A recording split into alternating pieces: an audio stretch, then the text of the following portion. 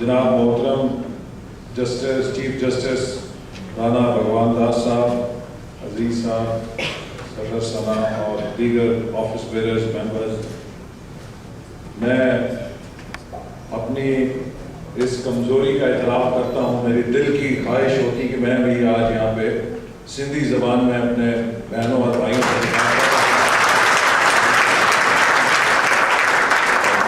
امید کرتا ہوں کہ ضرور وہ وقت آئے گا کہ جب میں زبان میں بھی اظہار کر سکوں گا. سب سے پہلے تو میں جسٹس بھگوان داس صاحب کی موجودگی میں بہت بوجھ محسوس کر رہا ہوں کہ کیا کہوں. جتنا ان کا ایک خطاب تھا اور ان کی شخصیت کا ایک وزن اور سحر جو موجود ہے، کیونکہ رانا بھگوان داس صاحب کا پاکستان میں جو کردار ہے شاید ہماری عدالتی تاریخ کبھی بھلا نہیں سکے گی. انہوں نے ایک ایسے موقع پر کہ جب رول آف لا ہمیشہ کے لیے دفن ہو سکتا تھا یا اس کا پرچم بلند ہو سکتا تھا، کسی بھی دباؤ کے آگے جھکنے سے انکار کیا. اور ان کی چیف جسٹس شپ کے دوران جو 20 جولائی کا پاکستان کی عدلیہ نے فیصلہ لکھا، اس نے جسٹس منیر کے اس دھبے کو دھو دیا کہ جسے آج تک ہم پاکستان کی عدالتی تاریخ میں تنقید کا نشانہ بناتے رہے. اور میں اسی لیے کہوں کہ شاید یہ مناسب ہوگا کہ رانا بھگوان داس صاحب کو ہم اپنے ملک میں انصاف کا مہاتما قرار دیں. تو شاید یہ انصاف ہوگا جو انہوں نے کردار ادا کیا.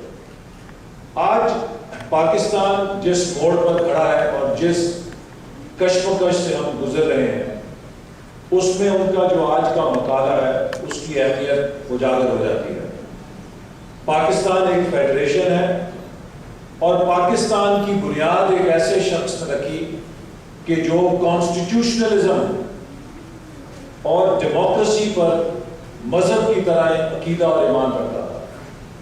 بدقسمتی سے اس ملک میں جس کی بنیاد جمہوریت اور کانسٹیٹیوشنلزم کی بنیاد پر رکھی گئی، وہاں پر آئین کی بالادستی اور جمہوریت 60 سال گزرنے کے باوجود مختلف بحرانوں سے دوچار ہے.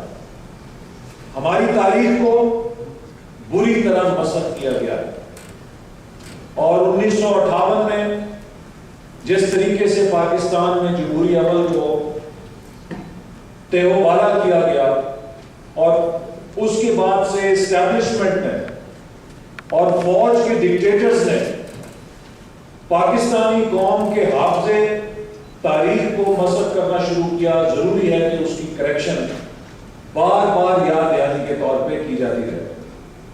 پہلی بات یہ کہی جاتی ہے کہ پاکستان میں آئین بنانے میں سیاستدان ناکام ہو گئے.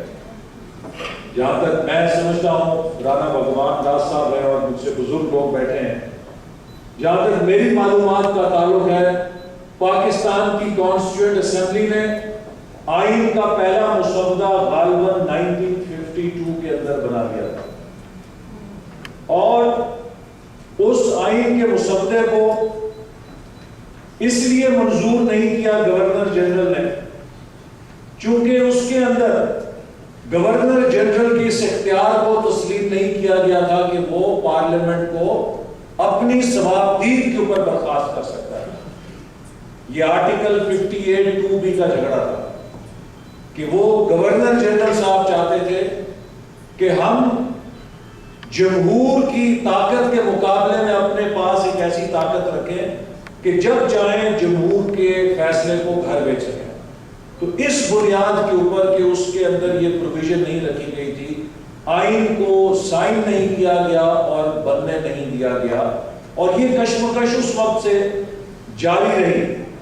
اور بالآخر جب پاکستان میں ماشاء اللہ لگے تو ہر بار ہمیں یہی بتایا جاتا رہا کہ سیاستدان ناکام ہو کے ماشاء اللہ کی بنیاد بنتے رہے اور سیاستدانوں نے ماشاءاللہ کو دعوت دی، ہم تو ملک بچانے کے لیے آتے رہے.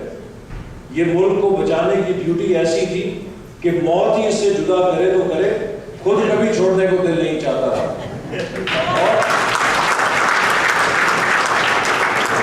جو چیز آپ قرار کے ساتھ کریں، اپنی مرضی کے خلاف کریں، آپ فوری طور پر اس سے خود کو نکالنا چاہتے ہیں. جنرل مشرف صاحب نے کہا کہ مجھے نہیں پتا تھا کس نے دھکا دے دیا، میں تو نہیں آنا چاہتا تھا، لیکن یہ دھکا ایسا تھا کہ 7 سال اس میں 8 سال تیرنے کے باوجود ابھی بھی موصوف کا دل کرتا ہے کہ میں اسی سمندر میں تیرتا رہا. So politics is in their blood. یہ جو کہتے ہیں کہ ہم تو ناگواری کے ساتھ آتے ہیں، یہ شاید حقیقت کا احوال نہیں ہے. 1958 میں ایوب خان نے جب مارشل لا لگایا تو فیبرری 1959 میں الیکشن جو ہے کال ہو چکے تھے، اور اگر وہ الیکشن ہو لینے دیے جاتے تو اس بات کا غالب امکان تھا کہ حسین شہید سہروردی پاکستان کے وزیر اعظم بن سکتے، اور اگر وہ وزیر اعظم بن جاتے تو کبھی مشرقی پاکستان ہم سے جدا نہ ہو سکتا. لہذا ایسا کوئی طوفان نہیں تھا. ملک میں الیکشن کیمپین ہو رہی تھی، صرف ایک طوفان آیا، اور وہ یہ کہ سکندر مرزا صاحب نے ایوب خان کے جرنیلوں کو اپنے ایوان صدر میں چائے کی پیالی پہ بلانا شروع کیا، جس سے ایوب خان کو یہ خوف ہوا کہ شاید میری نوکری چلی جائے گی، اور اپنی نوکری کو بچانے کے لیے ملک کو ماشاءاللہ کے کنویں میں پھینک دیا گیا. 1969 میں جب پھر ایوب خان کے خلاف تحریک چلی اور پوری قوم جمہوریت مانگ رہی تھی، تو جنرل یحییٰ خان نے جب دیکھا کہ شاید اپنے ہی آئین کے مطابق یہ اسپیکر قومی اسمبلی کو اقتدار دے جائیں گے جو کہ مشرقی پاکستان سے ہوگا، اس چیز کو دیکھتے ہوئے انہوں نے بندوق کی طاقت پر ایوب خان سے اقتدار چھین لیا. کون سے سیاستدان نے یحییٰ خان سے اپیل کی تھی کہ آپ آ کے اقتدار سنبھالیں؟ ہوس اقتدار تھا کہ شاید یہ ایوب خان نے 10 سال اس بابے نے تو اپنی باری کھیل لی ہے، اب میری باری آ رہی ہے تو اسپیکر قومی اسمبلی مشرقی پاکستان سے میرے پاس بندوق ہے، میں بھی اسی طرح کھیلوں گا جیسے اس نے کھیلی. لہٰذا مارشل لا لگ گیا.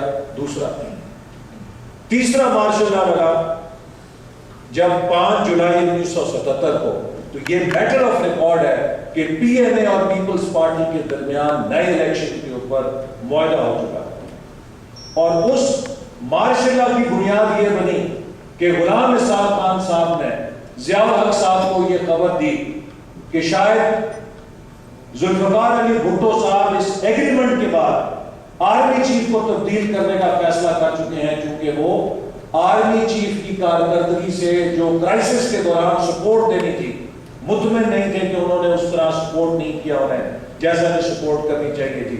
تو this change of army chief decision lead to the imposition of martial law. تو لہذا پھر نوکری کا مسئلہ تھا، اس کے اوپر مارشل لا لگ گیا. 12 اکتوبر 99 کو جب مشرف صاحب نے مارشل لا لگایا، 4 روز کے بعد بی بی سی کے اوپر ان گناہ گار کانوں سے سنا. ان سے سوال کیا گیا کہ آپ کو نواز شریف صاحب برطرف نہ کرتے تو کیا بدستور وزیر اعظم ہوتے؟ انہوں نے کہا جی ہاں بدستور وزیر اعظم ہوتے.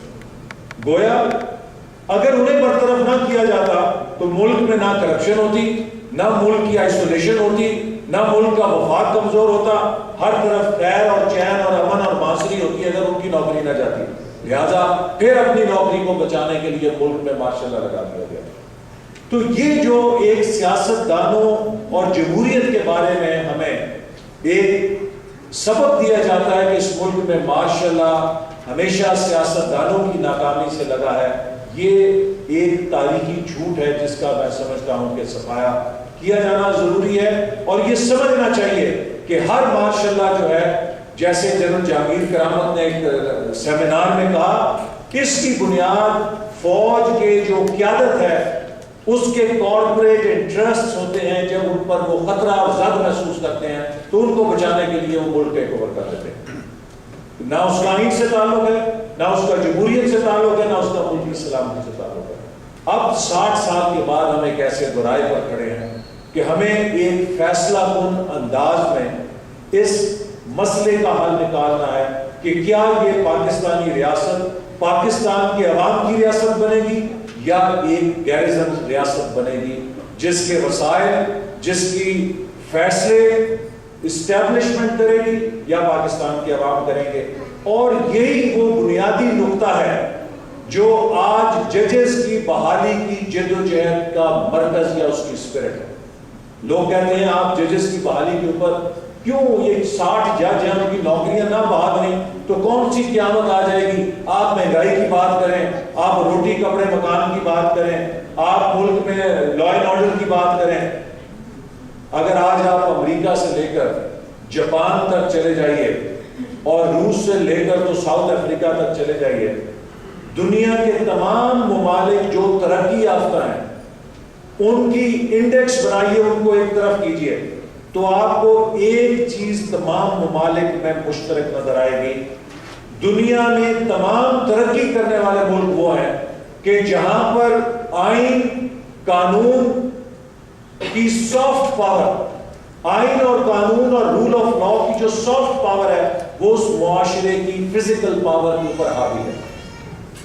یعنی کہ اس معاشرے کے اندر بندوق کی طاقت آئین اور قانون کی طاقت کے سامنے سر نگوں.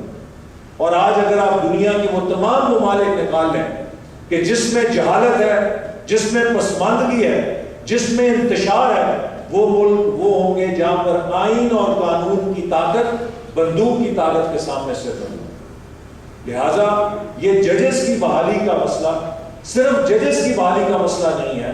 This is about heart and soul of Pakistani society. What kind of society Pakistani state is going to become in future? What kind of Pakistani society are we going to hand over to our next generation? A society جس کے اندر بندوق کی طاقت جو ہے قانون کا تعین کرے گی، یا ایک ایسا معاشرہ کہ جس میں رول آف لا کے بٹن سے فیصلہ ہوگا کہ کس کے پاس کیا اختیار ہے اور بندوق اور لاٹھی کی طاقت کے کیا حدود اور لمٹس ہیں وہ فیصلہ ہوگا.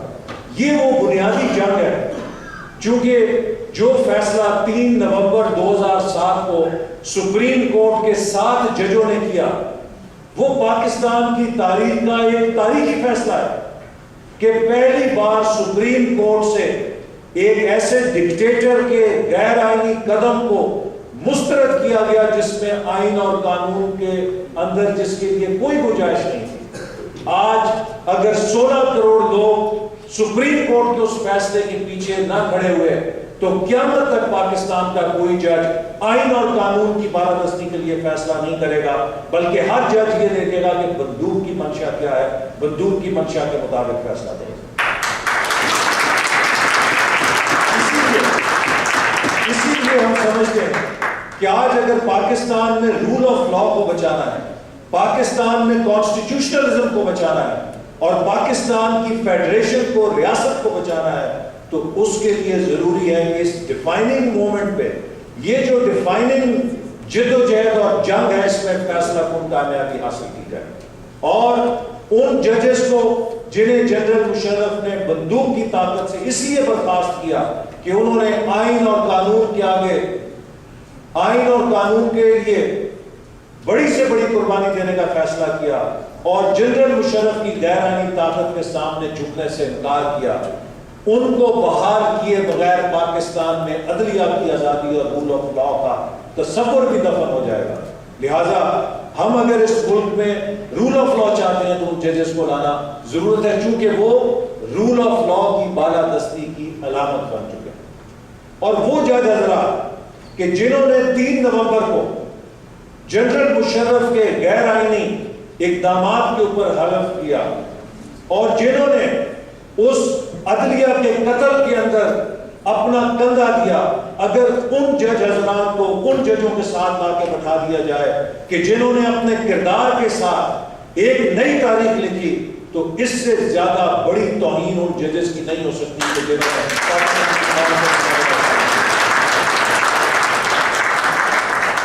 اور ہم نے پاکستان مسلم لیگ اور پاکستان پیپلز پارٹی نے مل کر یہ فیصلہ کیا تھا محترمہ بے نظیر بھٹو صاحبہ کے ساتھ 15 مئی 2006 کو جب میثاق جمہوریت پر دستخط ہوئے.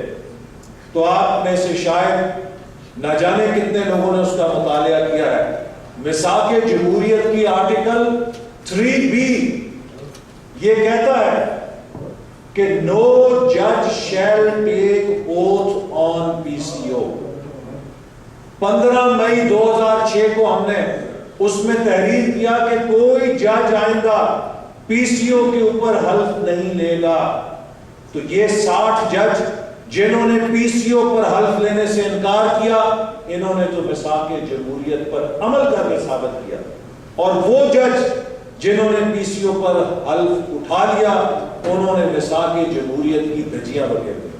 اب آپ بتائیے ہم کس منہ کے ساتھ ان ججز کی بحالی، ان ججز کو بحال رکھنے یا ریگولرائز کرنے کا مطالبہ کر سکتے ہیں جنہوں نے میثاق جمہوریت کی خلاف ورزی کی اور PCO کے اوپر حلف کیا؟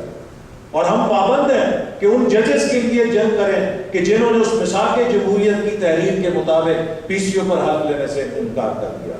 تو یہ وہ بنیادی چیز ہے کہ جس کے اوپر آج پاکستان کی سول سوسائٹی، پاکستان کی لائر کمیونٹی، پاکستان کی جمہوری قوتیں متفق ہو چکی ہیں. اور جب یہ حکومت 18 فروری کو بنی تو ہمیں یہ امید ہوئی تھی کہ اب پاکستان میں ہماری جنگ جیتی گئی ہے، ہم کامیاب ہو گئے ہیں. لیکن بدقسمتی سے ہماری یہ امیدیں شارٹ لیو نکلی. اس کے باوجود کہ 9 مارچ 2008 کو ہم نے اعلان مری پر دستخط کیے کہ 30 دنوں کے اندر ہم ان ججز کو بحال کر دیں گے.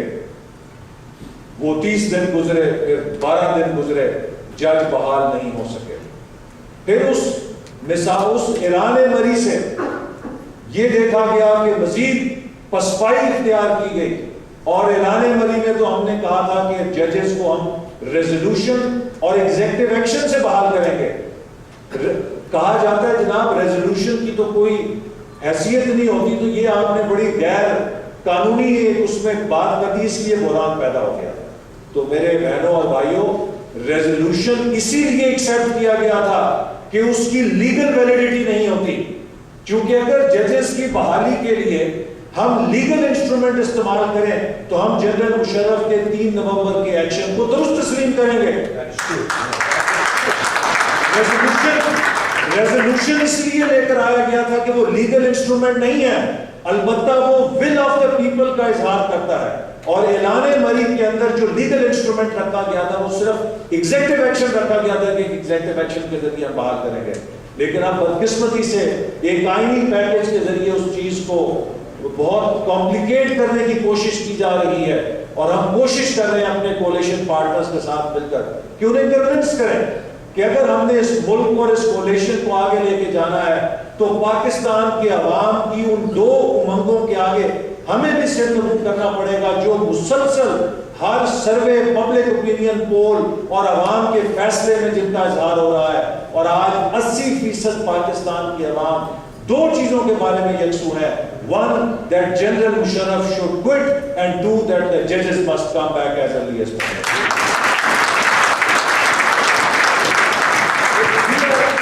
If we are not accepting these 2 realities, we are only fooling ourselves. ہم کسی کو بیوقوف نہیں بنا رہے، ہم اپنے آپ کو بیوقوف بنا رہے ہیں. چونکہ Pakistan of today is a different Pakistan. اور میں آپ کو یہ کہنا چاہتا ہوں کہ باہر آپ کو بہت نا امیدی ہوتی ہے بعض اوقات کہ ملک کے اندر کیا ہو رہا ہے، لیکن ایک چیز ملک کے اندر ایسی کی ہے اس 15 مہینے کی جدوجہد نے، جس نے مجھے بہت امید دی ہے اور آپ کو بھی امید ملنی چاہیے. اور وہ یہ کہ اس جوڈیشل کرائسس اور موومنٹ نے پہلی دفعہ 60 سال میں پاکستان کی پڑھی لکھی مڈل کلاس کو سیاست کے اندر انرجائز کر دیا اور ایکٹیوسٹ بنا دیا ہے. ہمارے 60 سال کے سیاسی سفر میں جو سب سے بڑی کمزوری تھی، پاکستان کے تعلیم یافتہ لوگ سیاست سے ڈیٹیچ تھے، کٹ آف تھے. This is not my piece of cake. وہ ووٹ ڈالنے نہیں چاہتے تھے، وہ سیاست میں ایکٹیویزم نہیں کرتے تھے. آج پاکستان کے اندر ڈاکٹرز، انجینئرز، پروفیشنلز اور مختلف طبقوں کے لوگ، نوجوان، اسٹوڈنٹس، خواتین، وہ سب اس مسئلے کے اندر اتنے ایکٹیوسٹ ہو چکے ہیں کہ آپ اور میرے خیالات سے بھی زیادہ ہو چکے ہیں. اور اب ان پڑھے لکھے لوگوں کو سیاست اور سول سوسائٹی کے اندر ایکٹیو دے کے میں آپ کو یہ بات تقریباً دعوے سے کہہ سکتا ہوں کہ انشاءاللہ تعالی wheel of history in Pakistan will move forward. These judges will be restored. Supremacy of Constitution और जो establishment की जो हुकूमत है वो इंशाअल्लाह ताला शिकस्त होगी. मैं चूँकि वक्त काफ़ी हो गया है, इसी के साथ अपनी बात को काफ़ी है जो क्वेश्चन आंसर्स के अंदर कोशिश करूँगा कि एड्रेस करूँ.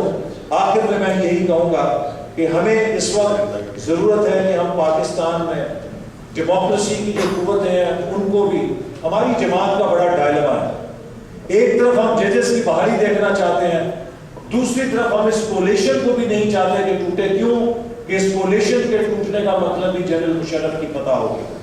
लिहाजा हमने तमाम कड़वी गोलियां बर्दाश्त की हैं, ऐलान मरी पर अमल नहीं हुआ, उसके बावजूद हम कोलिशन के अंदर रहे. इसी तरह सिंध के अंदर MQM जो है अभी कोलिशन पार्टनर नहीं थी, तो MQM को इतना अलाउंस दिया गया तो उसके गवर्नर को कबूल किया गया कि हम इसको रिटेन करेंगे. लेकिन पंजाब में जहां पे हम कोलिशन पार्टनर्स थे और हमारी हुकूमत थी, वहां पे हमने अपना गवर्नर भी नहीं मांगा. हमने तो कहा था कि कोई गैर जानिबदार गवर्नर लगा दीजिए. चलिए अपना गवर्नर लगाना है तो कोई अपना जेन्युइन गवर्नर लगा दे, जहांगीर बदल कोई गवर्नर लगा दे, हम उसको वेलकम करेंगे. लेकिन पंजाब के अंदर उस शख्स को गवर्नर लगाया गया जो जनरल मुशर्रफ की निगरान हुकूमत का वज़ीर, और वो भी हमारे लिए एक तलखी थी. लेकिन उस तलखी के बावजूद हमने कोलिशन के साथ रहने का फैसला किया, क्योंकि हम एक बिग पिक्चर के अंदर नहीं चाहते कि ट्रांजिशन टू डेमोक्रेसी जो है उसमें खलल आए. लेकिन मैं समझता हूं कि अब वक्त बहुत कम है और जरूरत इस बात की है कि सब लोग कोलिशन के अंदर जो मौजूद लोग हैं उनको इस बात का एहसास दिलाएं कि we have to act quickly. अगर जल्द फैसले नहीं होंगे तो फिर हमारे लिए भी मजीद इस कोलिशन को डिफेंड करना बहुत मुश्किल हो जाएगा. लोग हमें भी कहने लगेंगे कि आपकी वजह से ये कोलिशन कायम है और इस कोलिशन के पार्टनर की वजह से मुशर्रफ साहब कायम है, लिहाजा आप भी मुशर्रफ साहब को कंधा देने का जरिया बन रहे हैं. तो ये हमारे लिए भी एक बहुत बड़ा क्राइसिस पैदा होगा. इसलिए मैं उम्मीद करता हूँ कि हमारे पार्टनर्स जो है रियलाइज करेंगे इस वक्त जो सूरत हाल है, और हम पाकिस्तान में असूलों की सियासत को राइज करेंगे. और मुझे फख्र है इस बात पे कि हमने कम से कम उस मिसाल को पहली दफा पाकिस्तान में कायम किया है. यहाँ पर काबीना और हुकूमत में आने के लिए असूलों को तोड़ा जाता था, तो हमने 15 वजारतों को ठुकरा के कम से कम इस मिसाल की बुनियाद रखने की कोशिश की है कि सियासत के अंदर वजारतों से असूल बड़े हुआ करते हैं. और हमने जब से वजारतें छोड़ी हैं, मैं आपको दावे से कहता हूं कि जब से वजारतें छोड़ी हैं हमें वजीर बनने से ज्यादा इज्जत मिली है, जिसके लिए हम पूरी कौम के बेहद शुक्रगुजार हैं. और मैं इन अल्फाज के साथ कि इंशाअल्लाह ताला ये रूल ऑफ लॉ की जो जंग है ये हमारे लिए कार्डिनल प्रिंसिपल है. हम अपने इक़्तिदार को, हमें किसी सतह के ऊपर, हमने जैसे वजारतें कुर्बान की हैं, अगर किसी हुकूमत की भी कुर्बानी देनी पड़ी और अपने असूलों को बचाना पड़ा तो हम असूलों को अपने सीने से लगाएंगे, अपनी हुकूमत को हम अपने सीने से लगा के असूलों की कुर्बानी देंगे. Pakistan final.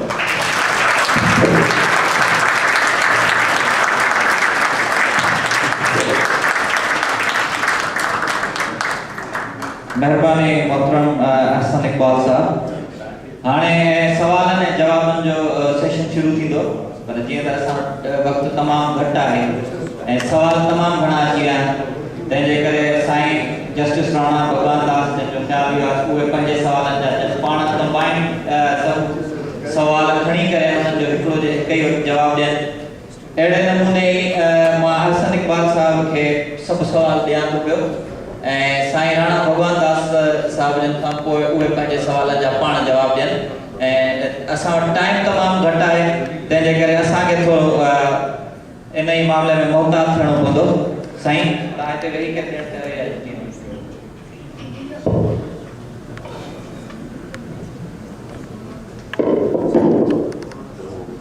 Mr. Makbul Mughal and Mr. Shafiq Nizamani's questions are almost common. They relate to rule of law, independence of judiciary, representation of people, and their frequent violation in Pakistan, and the